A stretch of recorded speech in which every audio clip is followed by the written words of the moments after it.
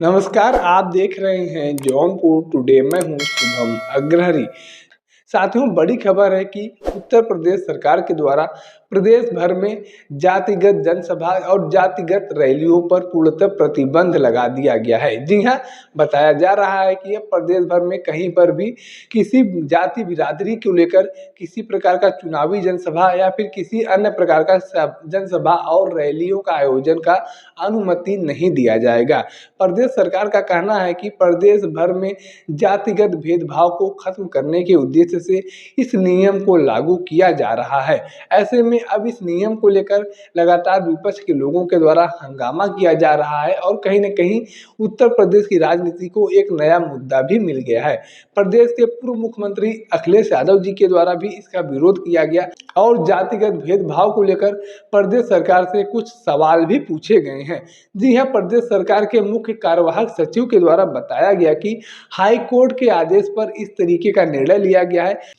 प्रदेश के मुख्य कार्यवाहक सचिव के द्वारा हाई कोर्ट के आदेश का हवाला देते हुए बताया गया कि हाई कोर्ट के द्वारा आदेश दिया गया है और उस हाई कोर्ट के आदेश में बताया गया है कि अब किसी भी सार्वजनिक स्थानों पर, किसी भी सार्वजनिक स्थलों पर जाति से संबंधित कोई किसी का नाम पता नहीं लिखा जाएगा।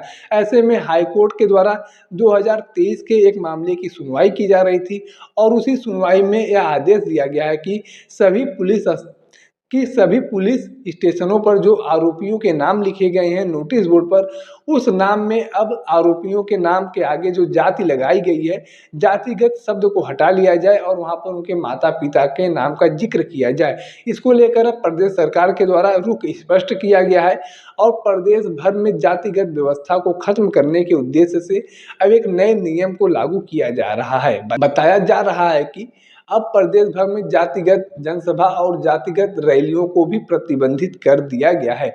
पूर्व मुख्यमंत्री अखिलेश यादव जी के द्वारा प्रदेश सरकार पर कटाक्ष करते हुए, जातिगत व्यवस्थाओं को लेकर बात करते हुए कुछ सवाल भी किए गए हैं। जी हाँ, प्रदेश सरकार पर कटाक्ष करते हुए अखिलेश यादव जी के द्वारा कहा गया कि यह जो पिछले 5000 वर्षों से जातिगत भेदभाव चल रहा है, इसको लेकर प्रदेश सरकार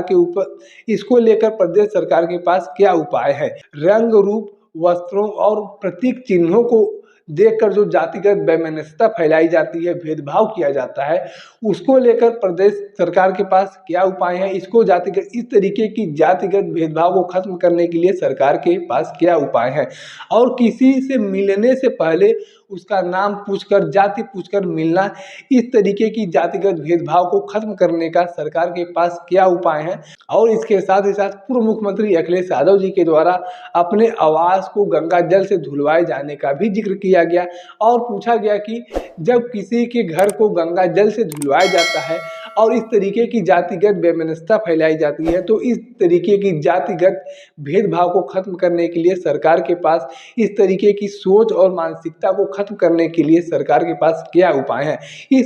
कुछ इस तरीके के सवाल जो है उत्तर प्रदेश सरकार से पूर्व मुख्यमंत्री अखिलेश यादव जी के द्वारा पूछा गया है।